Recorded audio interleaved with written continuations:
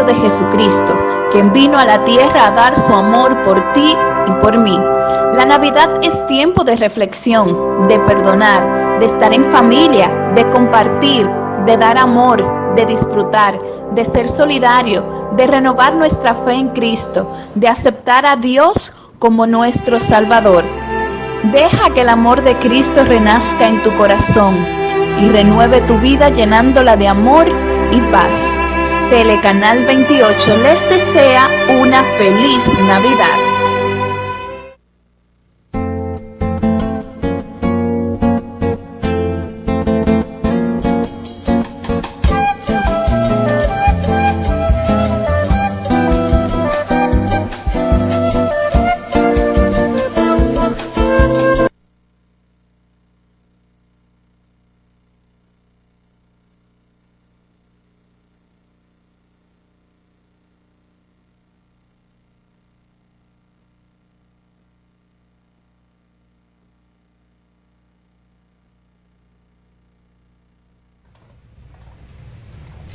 Saludos país, como siempre aquí Alfonso Torres, suyo en su espacio Voz para el Cambio, para conversar siempre, la más de las veces, de las noticias, los hechos que pasan, tanto en el país como internacionalmente, y en otros momentos con temas de reflexión. Es Navidad, ya estamos en diciembre, el mes que más rápido se va en la República Dominicana porque es el mes de la alegría. Yo no sé lo que pasa en otra parte del mundo, pero aquí en diciembre la alegría es cotidiana. Y la alegría es estar contento, tratar de vivir en paz y en armonía. Y Navidad es tiempo de reflexión. Por eso y para eso hemos invitado, para empezar esta jornada de trabajo, de comunicación con ustedes, a un joven pastor de la Iglesia Pentecostal Unida Latinoamericana que lleva su obra ahí en los Tres Brazos, en el sector de los Minas de la República Dominicana. Y hemos acordado conversar de un tema sumamente interesante, de uso cotidiano. La verdad. Uno dice, por la verdad murió Cristo. ¿Qué es la verdad? Uno dice, y sobre todo le dice a los hijos, o los abuelos nos decían a nosotros, mis hijos, hay que andar por el camino de la verdad. Y uno entendía lo que el padre, la madre o los abuelos querían decirle, pero no había una definición de aquello. Hay que andar por el camino de la verdad. Y en algún momento también nos decían que, bueno, se trata de una mentirita piadosa. Y lo de la mentira, chiquita o grande, es mentira. Pero le ponían ese apellido, una mentirita piadosa, como no es verdad pero convenía decirlo, no es verdad pero eso ayudaba, era para que usted hiciera la cosa, mi hijo. Entonces son de esas cosas en relación a la verdad. Pero también la verdad de alguna manera es un precepto bíblico. Decía Juan Pablo Duarte y lo estampó en el escudo de la nación dominicana, que es probablemente el único escudo en el mundo en que tiene inscritas estas palabras tan formidables, tan extraordinarias: Dios, patria y libertad. Y entonces en el escudo, la Biblia abierta, y se ha dicho siempre que es con un versículo que dice, conoceréis la verdad y la verdad os hará libre. Esto en Juan 8 creo que es, don Pedro, y si no, aquí nuestro invitado nos lo va a aclarar, nos lo va a detallar. Bueno, el tema es la verdad. ¿Qué es la verdad? La verdad cotidiana, la verdad del diario vivir, pero también la verdad desde la palabra. Entonces, para esto hemos invitado al pastor Anderson Barrientos, que siempre nos acompaña, aunque ya hace un tiempito que no venía a estar con nosotros.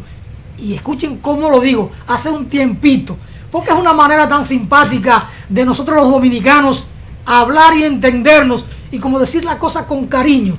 Hace un tiempito que Anderson no estaba con nosotros. Anderson, saludos, muchas bendiciones, Dios, hermano. ¿Cómo va la vida? Amén. Muy bien. ¿Y la obra cómo va? Muy bien, gracias a Dios, don Alfonso. ¿Se asienta la obra ahí en los Tres Brazos? Sí, gracias a Dios, Dios nos está ayudando mucho.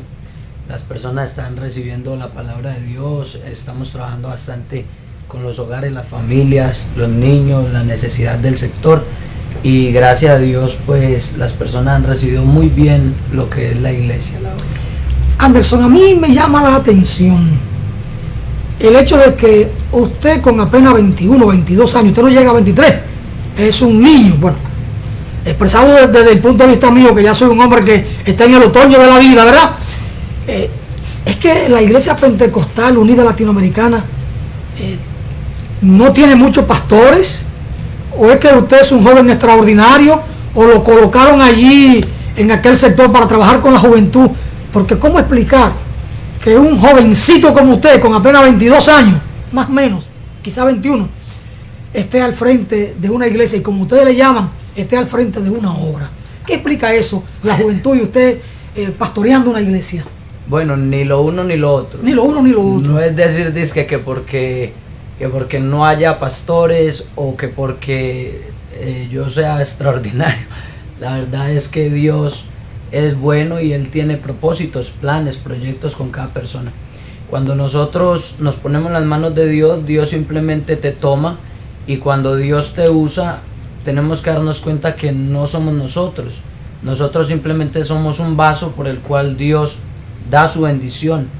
Entonces, aquí pues en el país la obra apenas está comenzando, pero en Colombia la obra, que es grande, y usted sabe que pues la iglesia nuestra viene de Colombia.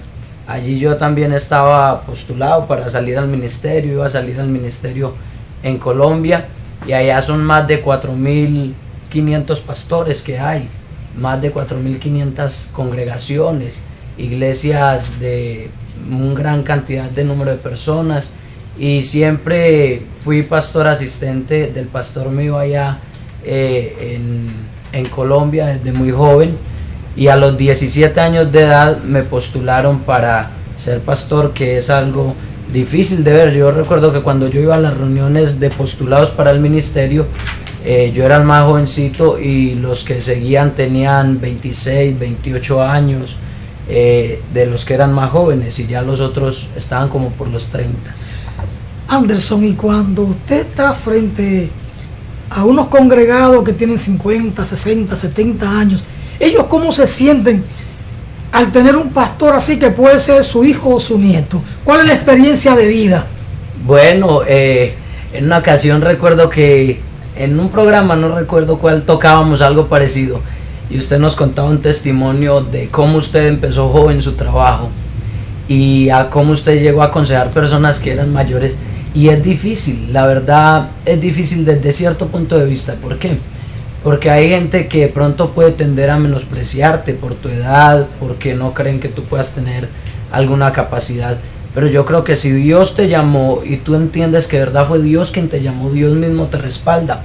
Entonces yo me encontraba una vez, alguien me decía, pero usted es pastor, y como despectivamente me decía, pero que es que usted puede ser mi hijo. Yo le dije, sí, es verdad, Señor, yo puedo ser su hijo, pero también puedo ser su pastor. Vaya a la iglesia para que vea. ¿Y qué tiempo tiene Anderson ahí en Los Tres Brazos? Bueno, ahí gracias a Dios ya vamos a ajustar 2 años. 2 años. Sí, ¿y qué tiempo tiene que llegó al país, a la República Dominicana? 2 años y medio pasados ya. ¿Y la iglesia va creciendo ahí, Anderson? Sí, señor. Pero me imagino que la mayor parte de las personas que asisten a su congregación son jóvenes. Hay algunos que son jóvenes, pero también hay personas adultas. No, la mayor cantidad de personas que van son adultos por el momento, pero trabajamos en gran manera la juventud. ¿En qué consiste el trabajo de Anderson Barrientos al frente de esa iglesia o de esa obra, como ustedes le llaman? ¿Es básicamente un trabajo espiritual o hay algún acompañamiento de labor social, de orientación, de educación, o de hacer trabajo con la comunidad? La orientación de la obra. Sí, no, nosotros también trabajamos pues esos aspectos, al darnos cuenta que el sector en el que vivimos, en el que estamos predicando, es un sector que tiene muchas necesidades, que tiene muchas dificultades. Uno quiere como pastor tratar de ayudar en todos esos ámbitos. Quisiera uno de pronto tener mucha más economía o muchas más ayudas de personas. Hace unos días atrás, un tiempo atrás, recuerdo que una organización nos ayudó a dar algunos detalles a los niños en la temporada escolar, se les daba cuaderno, uno veía como la alegría en las personas que recibían eso. Entonces, nosotros como cristianos creemos que el evangelio debe ir acompañado también de una labor social, porque estamos trabajando con personas que duermen, con personas que comen, con personas que se cansan, con personas que son humanos, y no podemos olvidarnos de eso y trabajar solo el aspecto espiritual, sino que también hay que trabajar ese aspecto social en la persona. Anderson, llegar a la República Dominicana y desprenderse de alguna manera del núcleo familiar, del entorno familiar, de los amigos de infancia, de la escuela y de la propia iglesia allí, debe impactarlo, y en algún momento la tristeza o la nostalgia no se aproxima, no se acerca a su mente, y eso lo distrae en el ejercicio del ministerio. Bueno, yo le digo la verdad, desde lo hace que yo llegué a Colombia, de Colombia acá al país, yo siento que yo soy alguien feliz. Lo era en Colombia, pero también lo siento acá mucho más, porque siento que fue de parte de Dios el que yo estuviese aquí. Cuando yo llegué, yo no llegué porque yo lo quise, yo no tenía la economía para hacerlo. Le agradezco en el corazón a las personas, a los hermanos de Colombia que me ayudaron. Hay un hermano que es el hermano Manuel, se llama él, y siempre nos dio mucho la mano. El pastor nuestro también, Jorge Colorado, nos dio la mano, nos ayudaron con los pasajes, con todo. Y yo siento que fue parte de Dios. Y lo hace que yo llegué al país, yo soy alguien feliz. Me siento feliz, siento que este es el propósito de Dios. Dios fue quien nos trajo al país a mi esposa y a mí.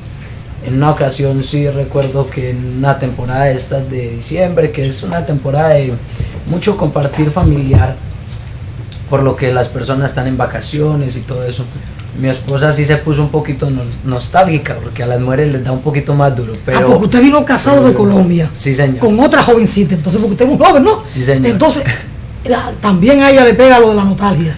A ella fue, a mí no, la verdad yo no lo he sentido, pero yo sí sé que a ella por la parte de la familia, pero a mí no tanto, porque cuando yo hablo con mi mamá me dice: tranquilo mijo, que yo sé que usted está ahí haciendo la obra de Dios, y con mis hermanos. Entonces siempre he sentido como ese apoyo, aún de los que no son cristianos. Hay un hermano mío que es el mayor, que se llama Alexander, y uno ve, por ejemplo, que él siempre me apoyó cuando yo me iba a viajar. Entonces ahora que estoy acá en el país también, él siempre ha sido pues como de apoyo en que yo esté aquí, y no ha sido difícil para mí, porque gracias a Dios mi familia también lo ha asimilado. Anderson, vayamos al tema y al concepto, la verdad. Por la verdad murió Cristo. ¿Qué es la verdad desde el punto de vista bíblico? Bueno, desde el punto de vista bíblico la verdad tiene un solo trasfondo, y es que cuando vamos a la Biblia, la palabra de Dios dice que Jesús es el camino, que Jesús es la verdad y que Él es la vida. No dice que Él es una verdad, como si hubieran más verdades. Dice que Jesús es la verdad, y no lo dice otra persona de Él, sino que lo bonito del caso es que Jesús mismo lo dijo, y Él dijo: yo soy.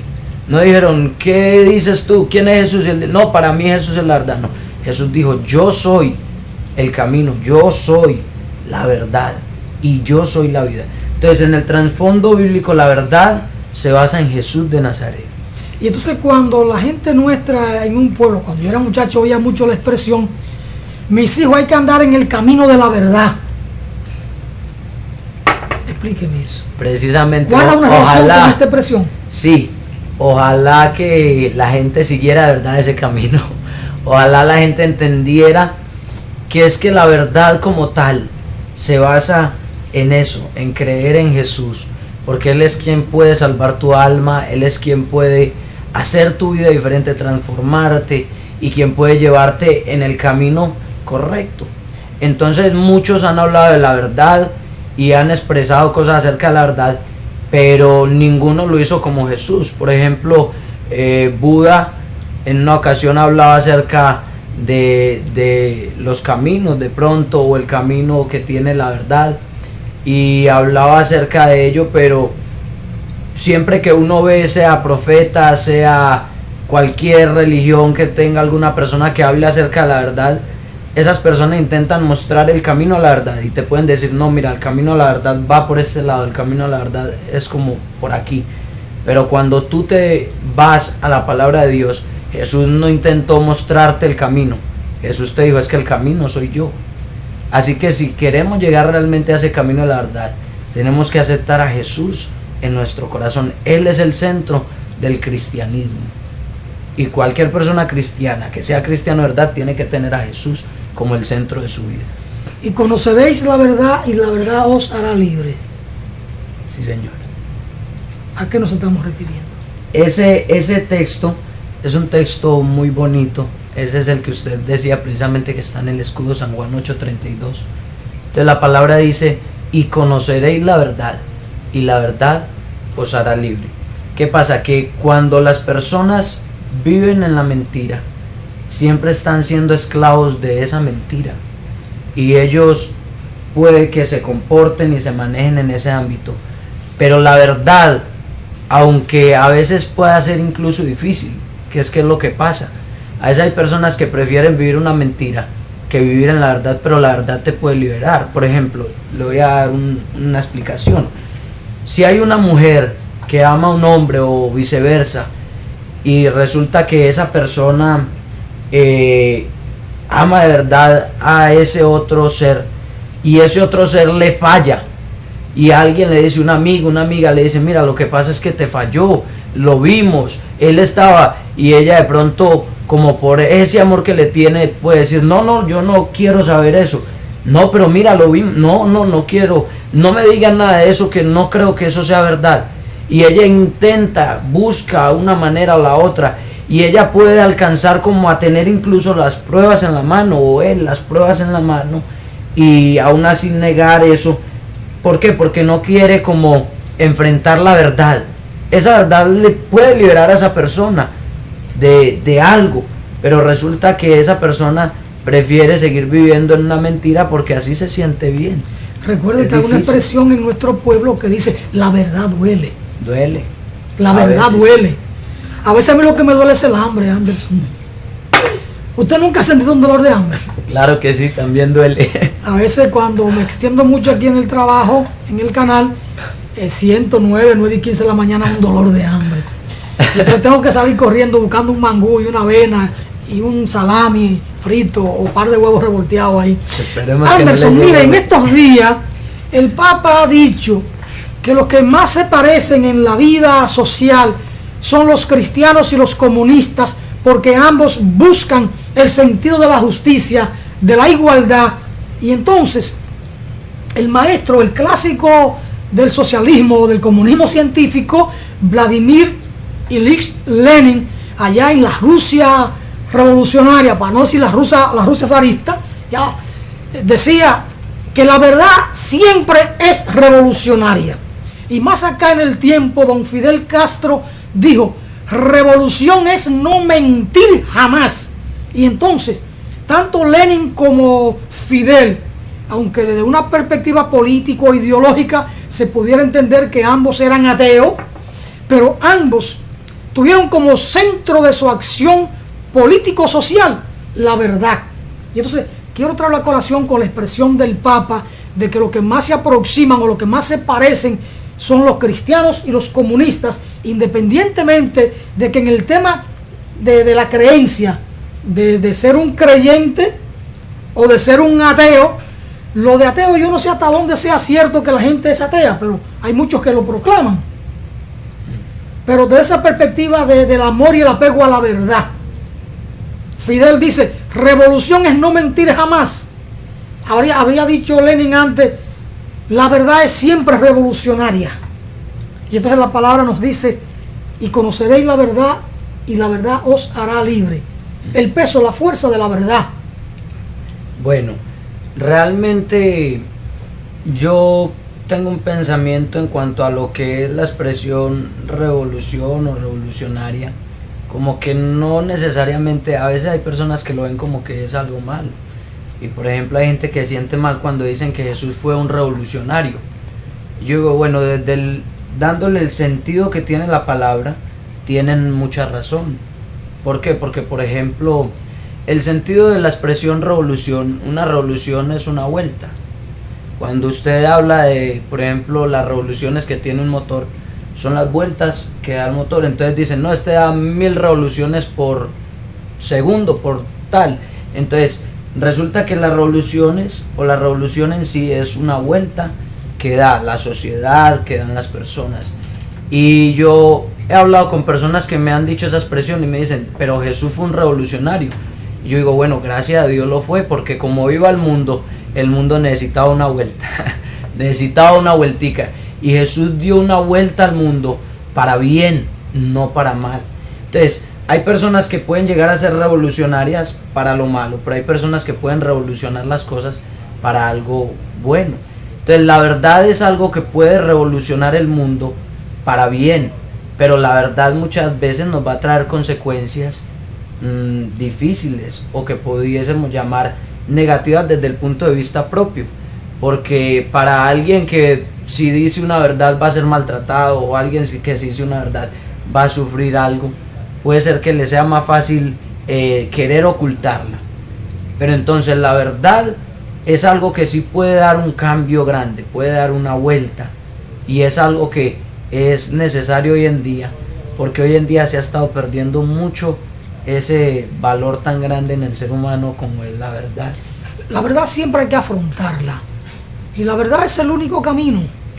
Hay quienes han dicho, y yo creo en eso, que Jesús fue el primer comunista o el comunista más conocido, y su verdad más difundida a nivel universal, a nivel de la humanidad.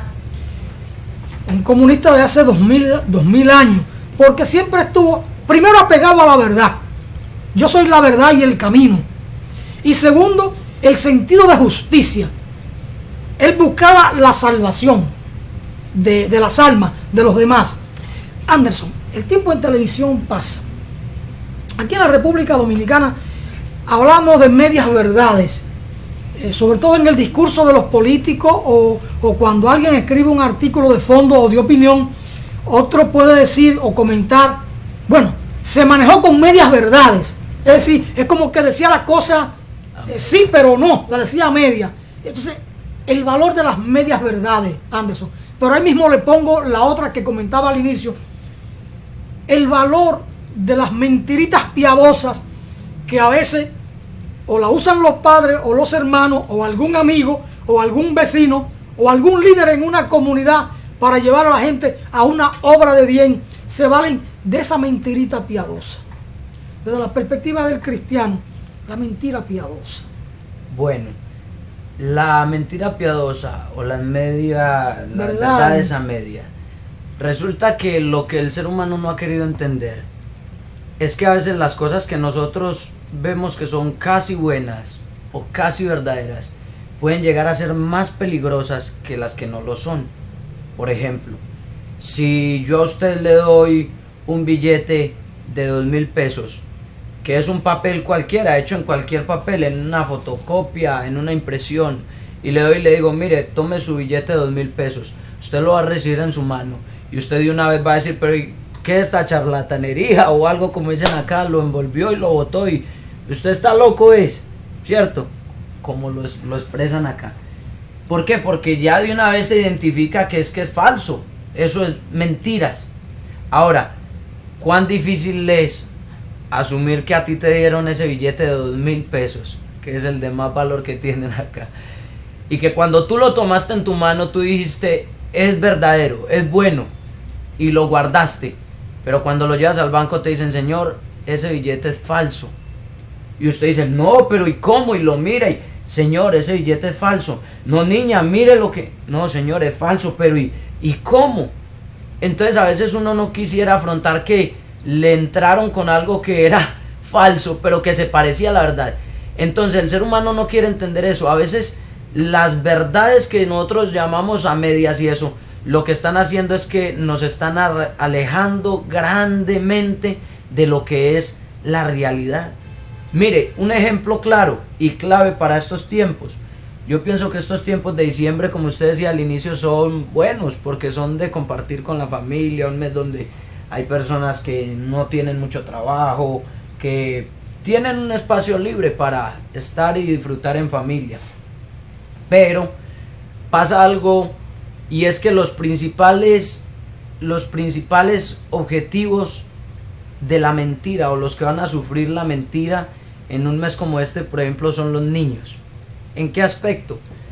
Hay muchos niños que ahora estarán esperando el regalo de Santa Claus. Otros estarán esperando, en Colombia le llamaban el regalo del niño Dios o del niño Jesús. Y son cosas que a veces el ser humano no entiende el daño que eso le puede hacer a un niño, porque no lo comprenden, porque es algo como que, aunque es mentiras, al parecer tiene un fin bueno. Pero hay algo que dicen por ahí, que el fin no justifica los medios, y alguien decía que una verdad a media, una mentira a medias es una completa verdad, que es algo falso, sigue siendo como tal una mentira. Entonces, ese caso o ese ejemplo que es como tan familiar, uno lo vivió porque uno fue niño, y cuando yo fui niño, por ejemplo, mi mamá no era de la iglesia, mi familia no era de la iglesia, y cuando a uno le decían, no, el niño Dios te va a traer un regalo, uno esperaba el regalo del niño Dios, y uno veía como todos los niños le hacían una cartica, querido niño Dios, o acá le dicen querido Santa Claus, y hacen la cartica para el niño Dios o Santa Claus, y se la entregan al papá, papi, mira, para que le entregues, para que le digas que me traiga tal cosa. Pero la mayor injusticia que puede ver un niño es cuando tú pides algo y por ser pobre o por algo, uno no entiende cuando es niño, uno dice, ¿será que no me lo merezco? ¿Será que es que me porto mal? ¿Por qué a mi compañero, a mi amigo le traen su regalo, lo que pide, y por qué a mí no me traen nada? Y le salen a uno con cualquier cantidad de mentiras para poder tapar algo. Pero no sabemos el daño tan grande que le estamos haciendo a un niño, y luego el papá le quiere decir al niño, no diga mentiras, cuando toda la vida lo crió a punta de mentiras como estas, que parecen ser no tan dañinas, pero que en lo profundo le hacen un daño grande a los niños. Un ejemplo. La inocencia de los niños. Bueno, son ya tradiciones, son costumbres. Cambiarla no es tan fácil. La fuerza de la costumbre hace ley. Aquí se ha dicho, las medias mentiras, o repite una mentira 1000 veces y verás cómo se convierte en una verdad. Son los más medias, son lo que los diseñadores del marketing político viven trabajando. Decir una mentira 1000 veces y al final la gente cree que es una verdad, porque la oigo tantas veces que ya la gente la repite sin quererlo, queriendo, como diría por ahí, o como diría el Chavo, o diría Pedro Ramírez. Uno nunca sabe quién puede decir las cosas. Maquiavelo decía, el fin justifica los medios, pero eso puede hacer daño, de que el fin justifica los medios. Claro. El camino de la verdad debe ser siempre el camino a seguir. Don Anderson, tenemos que ir forzosamente a una breve